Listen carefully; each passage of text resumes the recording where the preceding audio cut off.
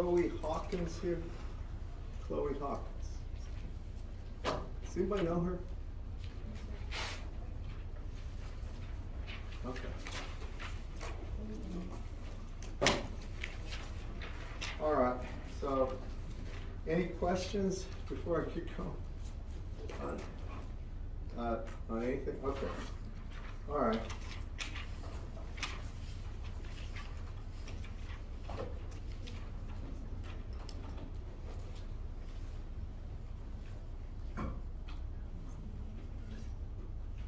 So what I wanted to do today, and the last thing in chapter 5 we're going to cover, is going to be power related to three-phase circuits.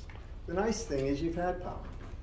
So you all realize that when we were doing three-phase circuits, the real trick was to make sure if you were in a delta or Y structure, in configuration, and then from there do the analysis. And always go to YY in the first analysis, and then take those values and turn them into delta if they're asked for. Do y'all follow me on that? That's the trick. There's no major, it's the same thing with power. So if you look,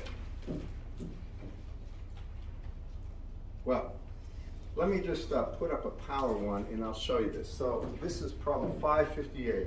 I didn't assign these, but problem 558. And these are power now, and the three-phase power. It says a 480 volts line, so they have a line voltage, and that's always at the load, of 480 volts, RMS. When they say, and I want to make sure you're used to this terminology, in the real world, when they talk about a line voltage, they're talking about the actual voltage at your industry or at the wall. Right there, technically it's 117 RMS. Usually it's listed as 120 volts RMS. How many are familiar with that for the wall outlet? You should be as engineers. It's also at 60 hertz. That's the frequency.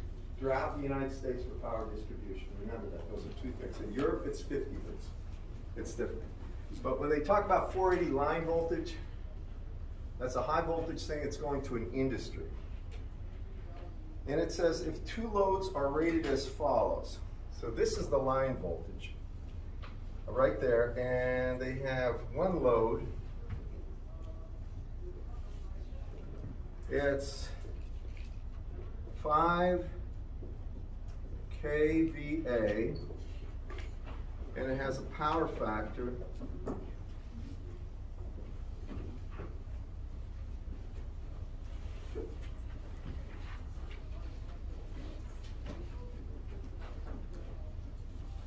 of 0.8 lagging.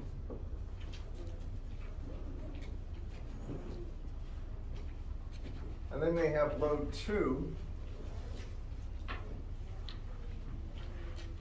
and it's 10 kVA. And the power factor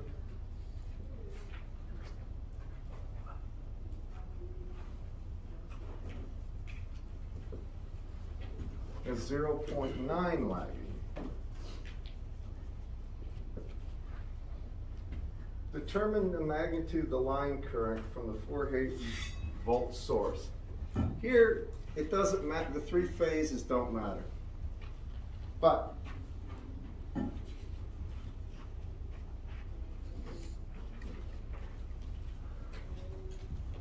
want to make mention of this. Now, I'm not going to try to trick you, but I want you to, I won't do this to you. I want to make sure you understand this. When they say they have 3 loads, and they give you this power, that's usually for all the loads, unless it's designated as per phase. Do y'all hear me on that, class?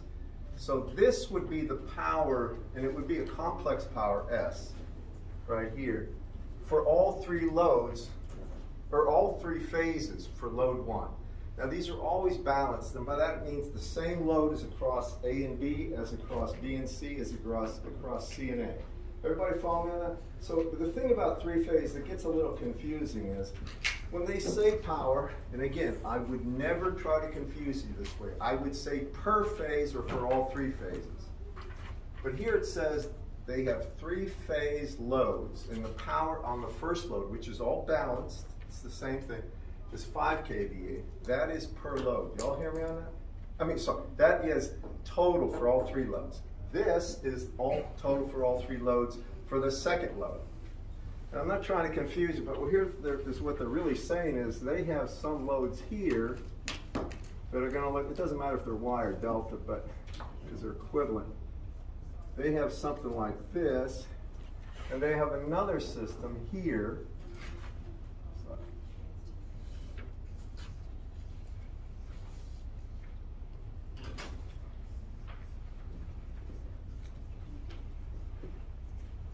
And if this is capital A, this would be capital A, capital B, capital B, capital C, capital C. I'm going to ground the neutrals even though they don't, and they're going to tie B together, and then tie A together. And this is what they really look like. They have two different loads, three-phase loads. It means this much power is going to be consumed, or the complex power of load, say load 1, right here. You can call it Z1 if you want. And this would be for Z2.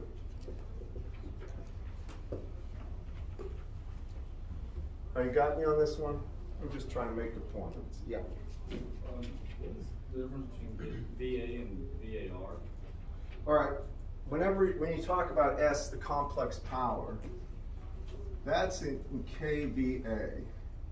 That's equal to the average power, and that would be in kW plus JQ, and this would be kVAR.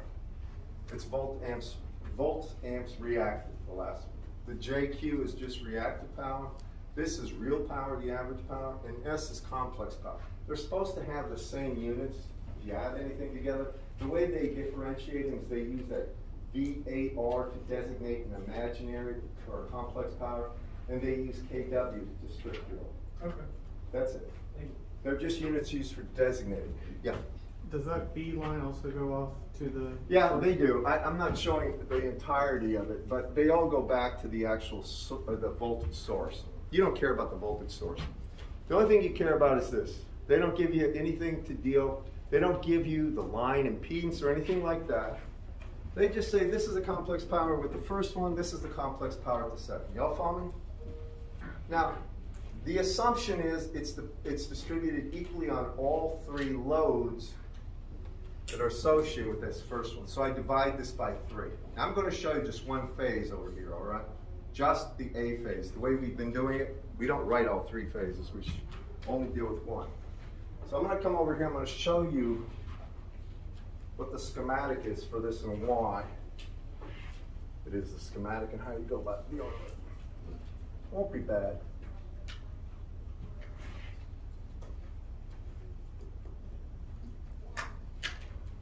So when we take a look at this, now we're going to just do one phase here. All right, we have a line and we have a load. And I want to double check because I don't think he says per phase. 2 balanced 3 phase loads if the loads are rated as follows. All right, so this is total, so it's 5 kVA. So the first load here is going to be 5 kVA over 3. The reason it's over 3, there's 3 of these loads that make up the first load. Y'all follow me? They're balanced. Then, down here, you're going to have 10 kVA, and it's over 3 for load 2. Everybody with me on this? You're going to see this problem kind of breaks down fairly easy. I'm going to see this right here. All right. Now the nice thing is we know the voltage here is 480 RMS.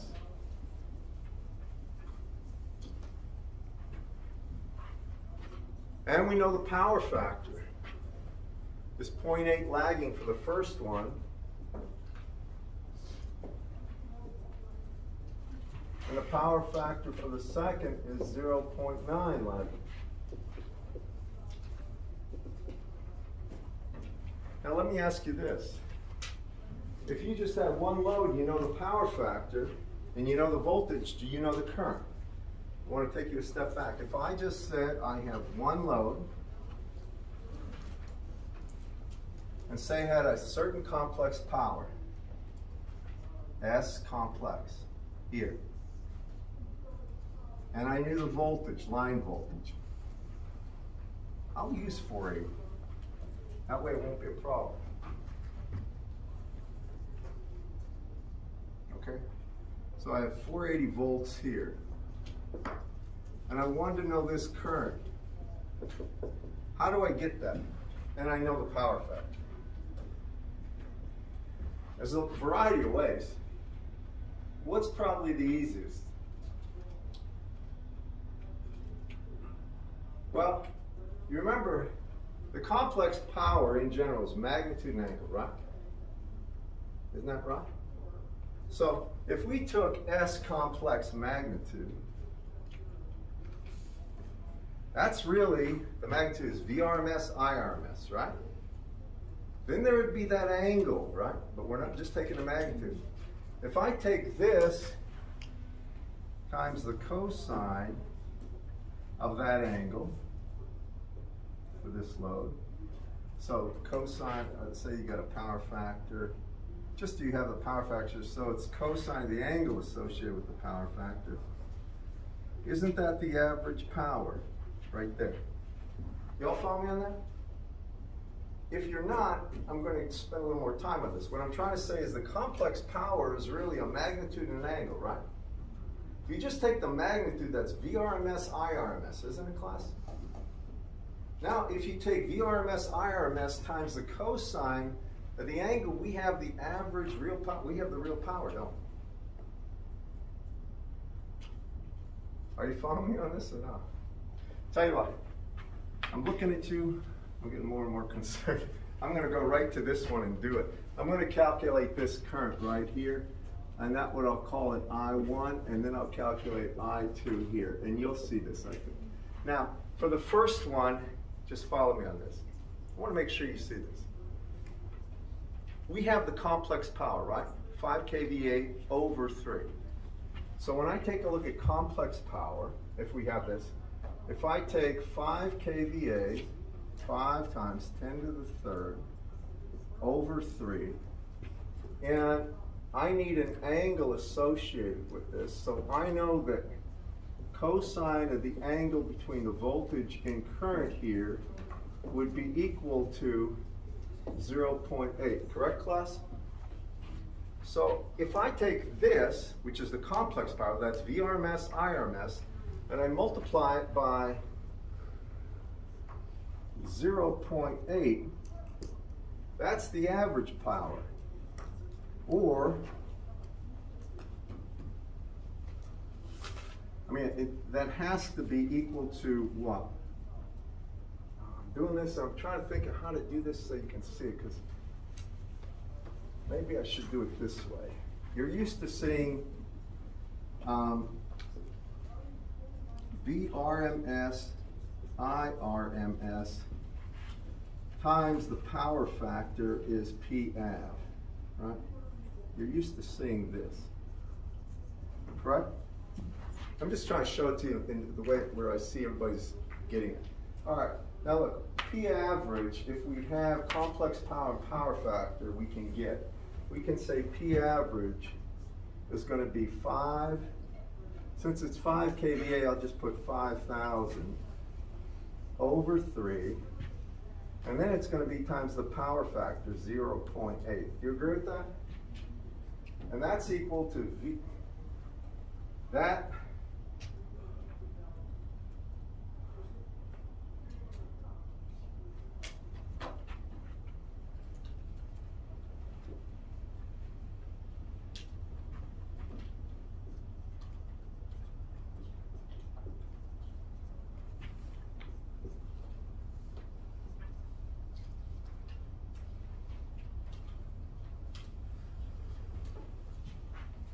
that's equal to VRMS, IRMS, power factor is this. Thing is, the power factor appears in both of these, right here. And so if I want IRMS right here, I would take 5,000 by 3 and divide it by 480.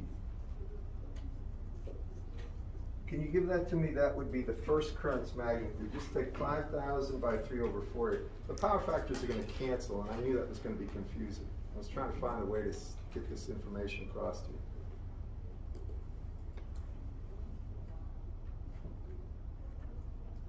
So you're used to having average power and VRMS and the power factor and calculating IRMS. Here, you have the complex power on that side, so that times the power factor would be average power. So the average powers would cancel. What do you get for this, guys? 3.47. Okay. Anybody else? That would be amps. You guys got it? We're not using power factor. And here, this is you're used to seeing this before. You're used to seeing average power, right, is equal to VRMS IRMS times the power factor, right? This is how you used to, all right, you knew average power, you knew VRMS, power factor, you got IRMS that way, right?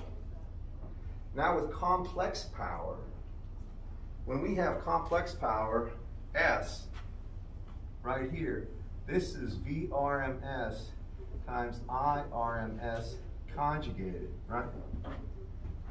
That's complex power. It's VRMS, IRMS, it's real power plus J reactive power, right? Well, the thing is, this doesn't have the power factor in it, right? So if I wanted to know IRMS, I'm just telling you how easy it is. If I have this, I was trying not to confuse you. If I have this right here, I've got VRMS already. If I just take the magnitude of S right there, then I can say that would be 480, right? Oh, I'm sorry, that is the complex power right there, 5,000 over 3. Now, that is the complex power. You all follow me? Now, if I take that, and I wanted, since that's equal to VRMS, 480, right, times IRMS, this would be the magnitude of IRMS. If I want IRMS, I just take 5,000 by 3 by 480. That's over here. Y'all see it? But you get confused because you're expecting the power factor to be used, but it's not. It divides up. So for this one, is this the right answer for that? All right, thing is we need the angle. Now, even if it's not said explicitly, this is always assumed at 0 degrees. It's the reference angle on the line voltage. If it's said it's 10 degrees, then everything would be done with respect to a 10-degree reference. But now I need to get this angle, and how do I always get that angle? This is just for load 1. If we have this power factor, how do we get that angle? Inverse cosine. Inverse cosine of that. So what is this angle going to be for the first one?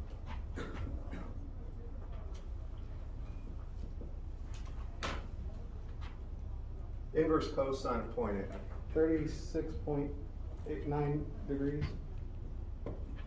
All right, and while you're at it, could you take the inverse cosine of 0.9? This way, it'll make a lot more sense. 25.8 degrees. Okay. Now, I want to make sure you hear me now and understand this. I've got the magnitude, but I have the angle. It's 36.9, but you see the word lag? That means the current is behind the voltage. If the voltage is at 0 degrees, this is going to be at minus that angle. Do y'all follow me? So this is going to be at minus 36.9 degrees. And this would be amps RMS. Now that's IRMS1. I'll just call it I1. RMS really is not needed. It's implied. So how do I get I2? Take a look. I divided the complex power by 3 already, right? So I'm only taking one look at one load. Correct, class? So over here, how do I get I2? Well, I know the complex power is 10 kVA over 3, right? So really 10,000 over 3. Now that complex power is VRMS 480. This is the magnitude, by the way, times I2, right? IRMS 2. Do y'all agree with this? I'm just taking a load here. That's S. That's V times I. I'm taking just the magnitude. And I'm setting it equal to, well, V is 480. I need I. We don't divide by power factor in this case. That's what I'm going to do. So what is I going to be? I2? I2 would be equal to 10,000 over 3 times 480, right? So the magnitude is really twice that, right? So that's almost 7, 6.84 or 94, is that right? So it's 6.94 amps, but what's the angle? Negative 25.8. Can you all see it's minus 25.8 right here? Because the power factor is lagging at 0.9. Y'all got it back there, guys? So it's minus 25.8 degrees. And this should make sense to you. To get this net current, this is called the line current.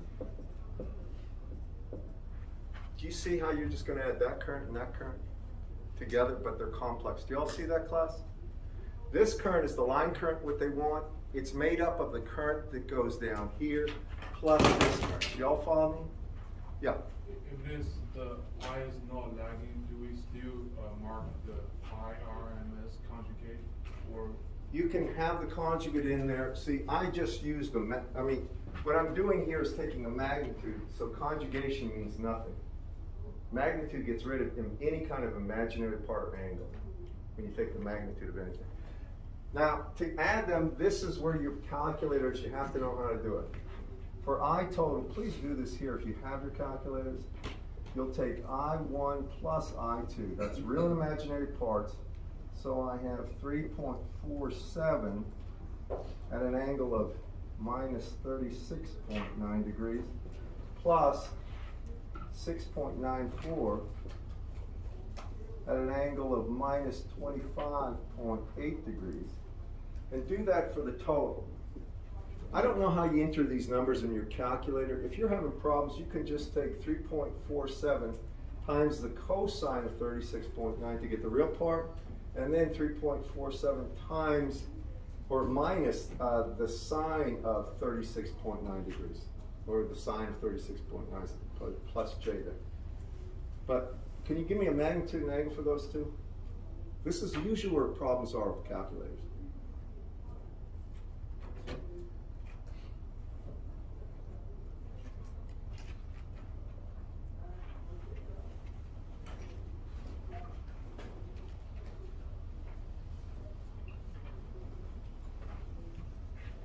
What'd you guys get? Did you get it? I got 7.22 at an angle of 0.53 degrees. At what? Yeah, I don't think I got it right. All right, what? I'm going to tell you right here is where problems arise, especially on the final. Complex numbers, addition. You got these two numbers, they're both polar. Say again? I got 10.4 on an angle, negative 62.7. 10.4? 10.41. But I also did mine by hand, so I don't know if At what angle? negative 62.7. Minus 62? I got 10. No way. I got 10.37. Oh yeah. My angles are weird. Say, no, that's wrong angle. I thought. It'll be between these two. Go. Negative 32 is the angle. Speak up. I got 10.37 at negative 2. How many got 10.37? You got something different than 10.37? That's what I got. 10.37? Yeah. Okay. So you got 29. 10.37. Give me the angle. Negative 29. That's right. 29 point what? 5. That sounds right. And here's why. The angle is going to be between these two, and the magnitude's going to be greater than the largest. It's right. Y'all get that? But I'm warning you here. I'm just saying this. This is where people will blow it, and it looks so trivial, they won't spend any time. They'll mess this up with their calculator somehow. I mean, you just saw people having problems here. Telling you, you need to know how to do it. Usually calculators have a way of entering magnitude and angle, but I don't know your calculators. When I do this on MathCAD, I have to put magnitude, then e to the j, and then I put the number in. And you can specify degrees or radians, I think, in yours. But that's the way in a lot of calculators you have to do it. I'm not sure how you do it. There's other ways to do it, but that's how I do it. Okay? I want to do one more with these. Are you all following me on this one? They gave you complex power, not average power. That's the problem. And there were three-phase loads.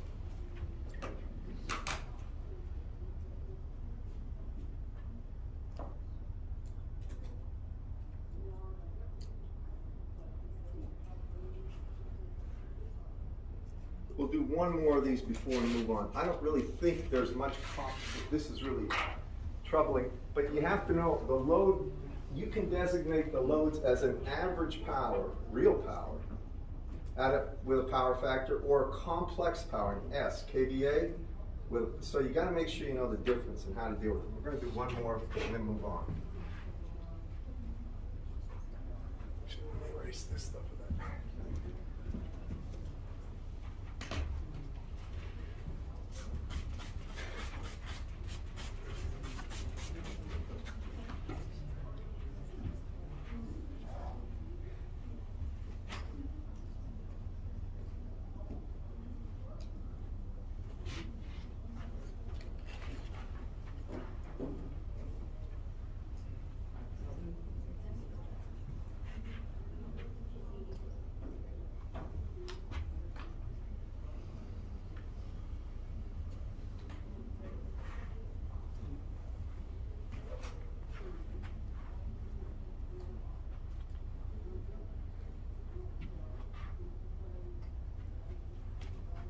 If anybody has one they want me to do in this section, let me know. But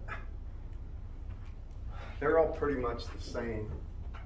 They're either going to have loads in kVA or kW. Here's one kVA. This is 559. And it says you got two loads. Load 1 is 48 kVA.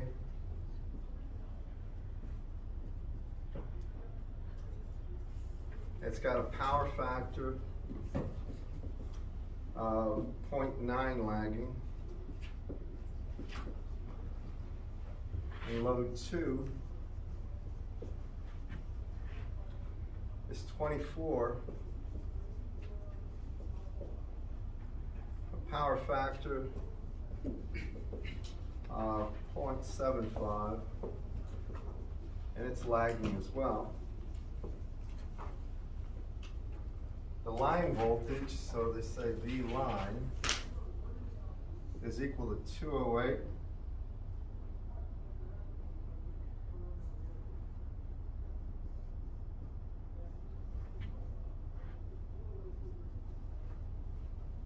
They say it's at 60 hertz. You don't need that information. Determine the line currents and the combined power factor at the load. So we want line currents and combined power factor at the load. And there is no information about a line impedance, so the actual load line voltage is going to be the source voltage. So what we really want is the combined currents, and then we need from that we'll get the new phase angle of the current. We can take the cosine of that to find out what the power factors of the two. I'm only going to draw one phase of this. This is for three phases. So when they say it's three phases, it means this 48 kVA is consumed by three loads. That's what they really mean. So you have to divide that by 3 to find one load for one phase. You all follow me, class? When you're doing these problems, just remember that. So here I just do one phase. And when I do it, what I end up doing is I know I have a line voltage here of 208.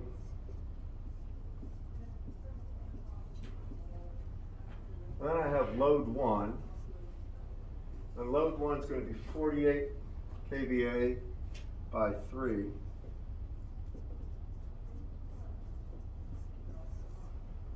And the power factor on this one is equal to 0.9 lagging.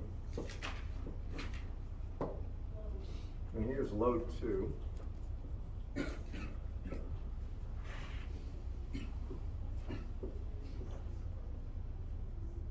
And you have 24,000 by 3. And you got a power factor here equal to 0.5 lag, or 7.5. And what they really want is this total current, and this is 208 volts at 0 degrees. And they want the power factor also.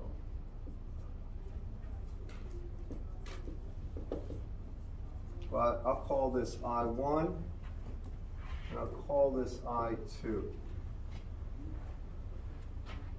So, I mean, everybody understands the problem, the details of the problem, how I got what I got. Let's just go through this together, because I don't think this is hard, but my assumptions sometimes are wrong. So I want to make sure we see this. We're going to start here. Y'all agree that this is complex power. It says kVA, right? So that's VRMS, IRMS magnitude. Y'all follow me? The power factor contains the angle it's at.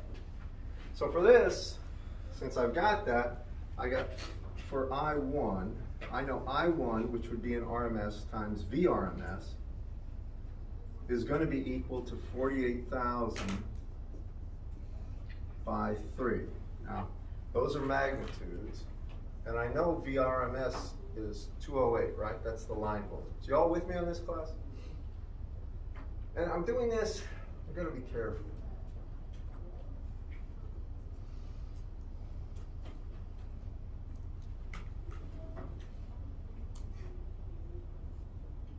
What he could mean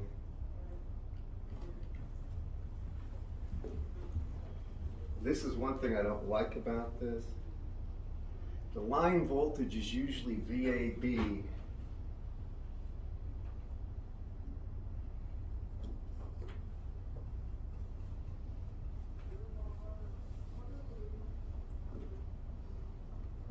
Oh, I wish you wouldn't do it that way.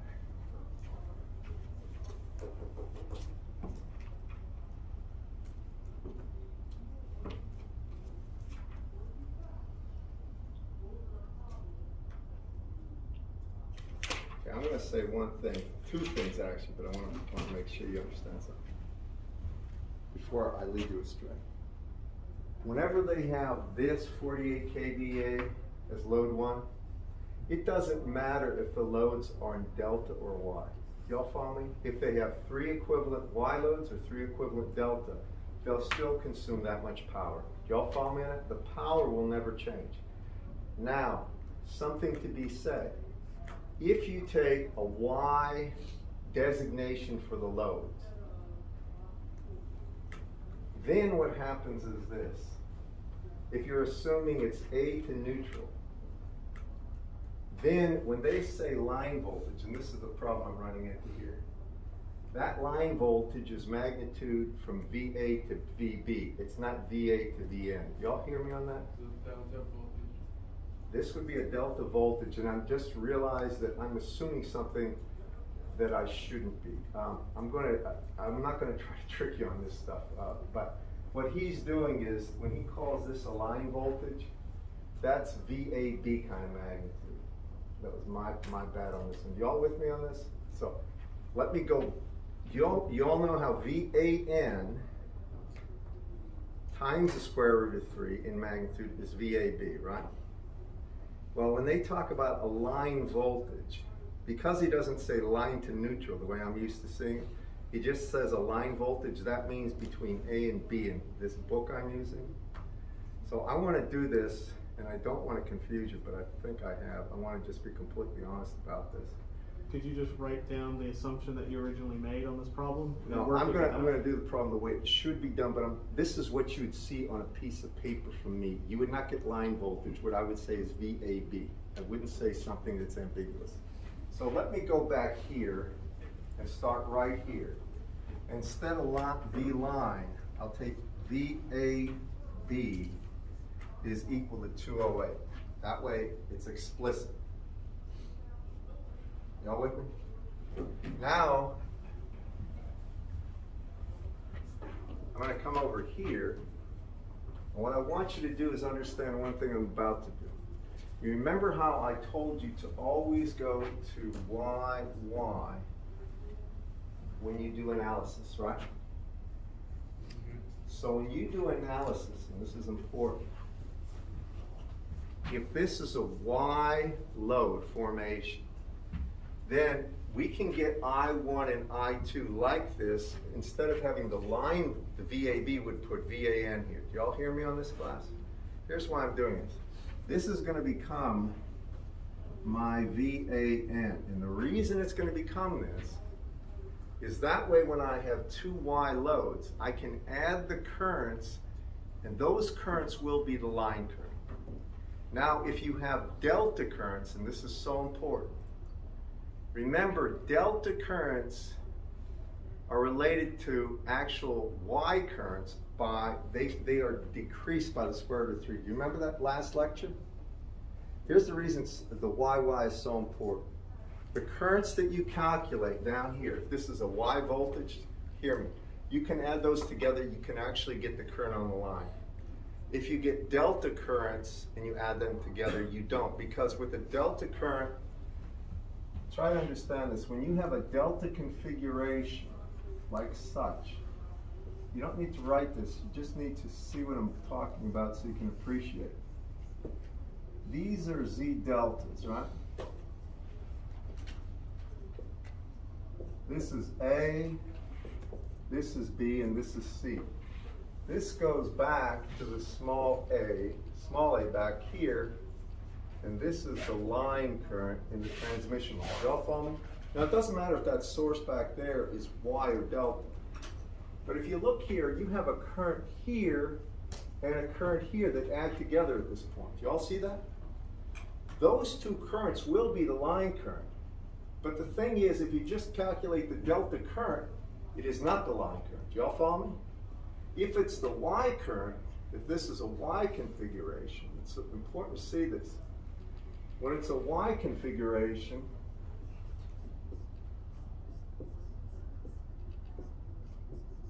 like so, then the line current is the Y current.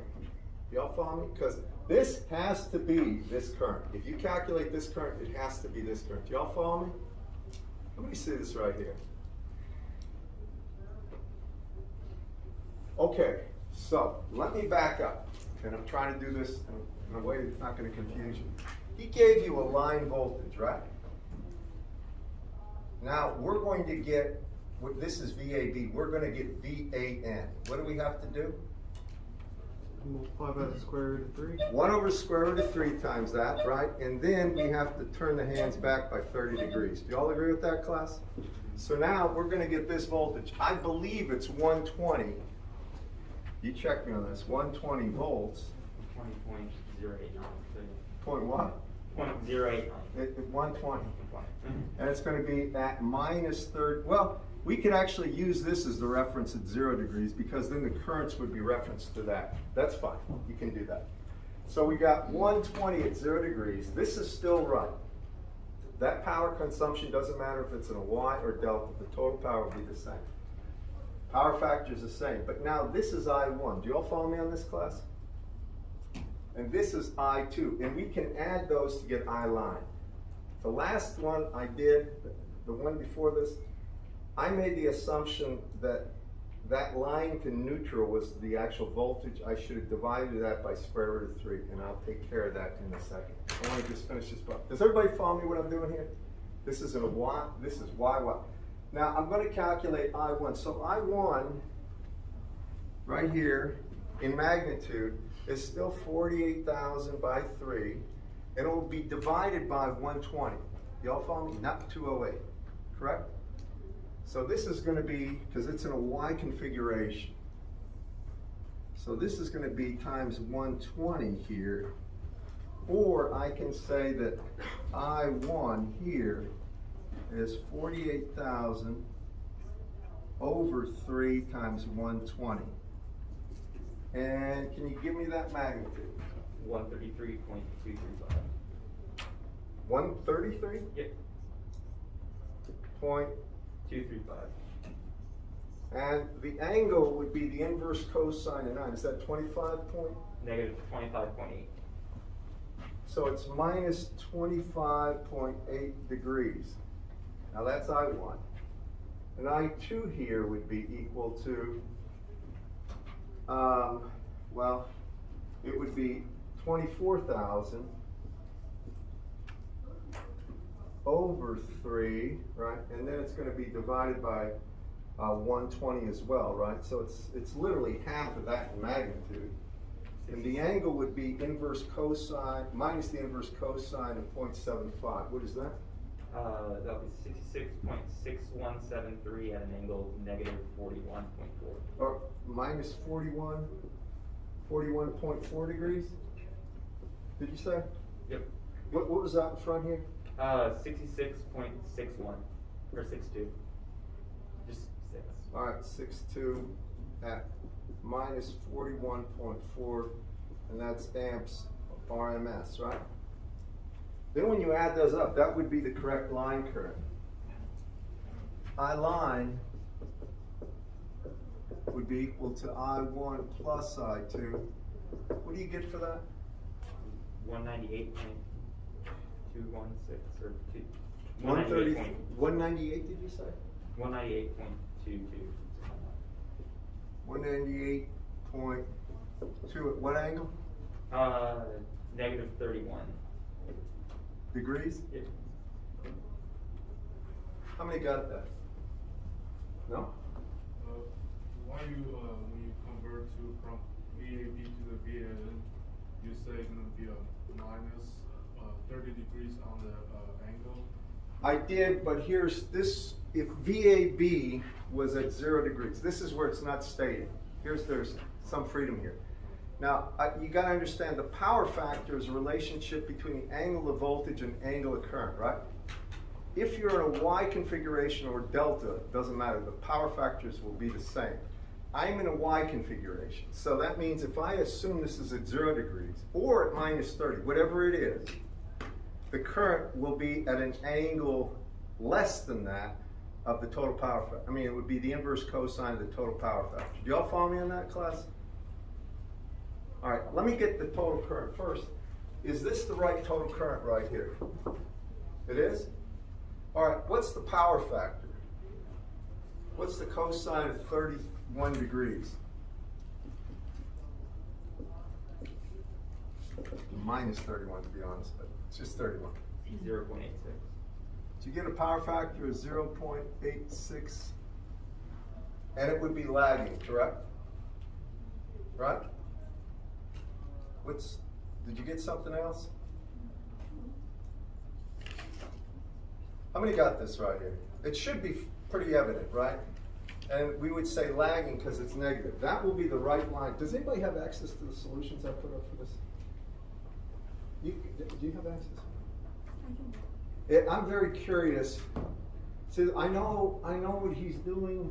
I just don't like ambiguities. And when I do this stuff, I always put voltage either line to neutral or line to line. He always calls it line. He does not use any other designation. I don't like that because it's usually the measurements are line to line or line to neutral in the real world. Anybody here work for the power company at all?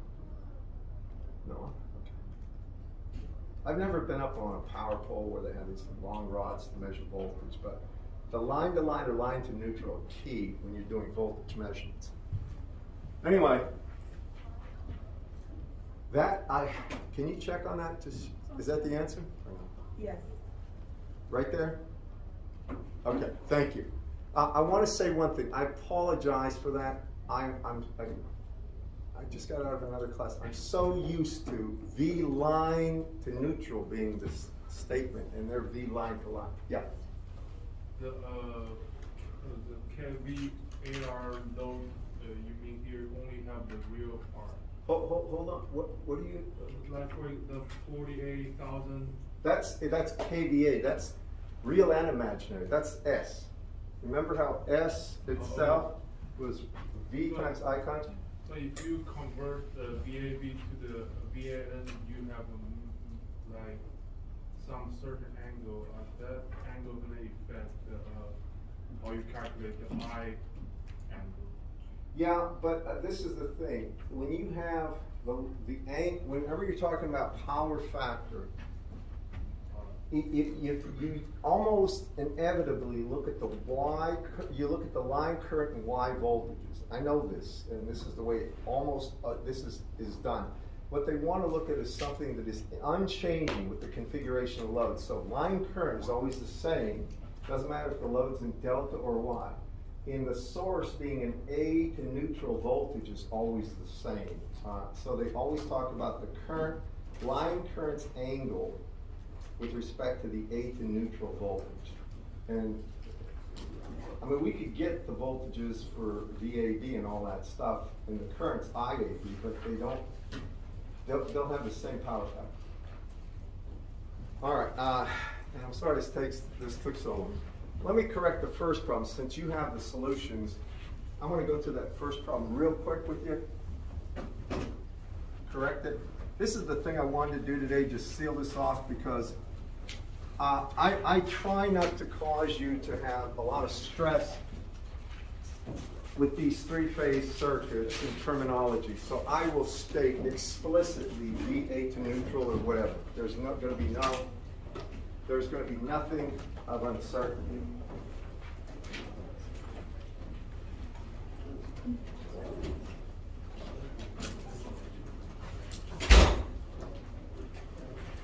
So for that first problem I did, looks like everybody's bailing on me. I still have half a minute, don't I? So load 1 was what? 5 kVA.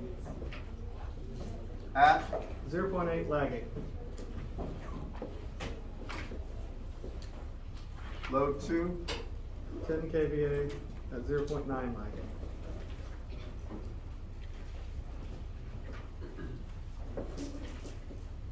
By this time, I think you can get it. If you want the current in the first one, first give me the voltage. Does it say? V line is 480. All right, and I'm going to call it V line equals magnitude VAB. Sorry, and that's 480, right? Y'all see what I'm trying to do here? I'm trying to make sure you know that this is an AB voltage. It's not an AC neutral. So for this one, when I take a look at this and this, I'm going to work with load 1 first. I know that the total complex power is 5,000 divided by 3 per load, right? Now that's magnitude of voltage times current. I want the actual current for the Y configuration, so it's I1, and the voltage for the Y configuration would be 480 over the square root of 3. Y'all follow me on why I did that? With Now, the carrot angle and all, right? huh? No, this is just magnitude. Oh, yeah. This is just kVA. Then to get I1, you can see what happens. I1 is going to be 5,000 over 3, or really times 480. I'm sorry, divided by 480, right? And then it's going to be divided by square root of 3 effectively, right? So can you give me that magnitude? I'm so sorry. I'm keeping you here, and I don't mean to, but I'm just trying to finish. You guys can go if you want. You don't have to stay.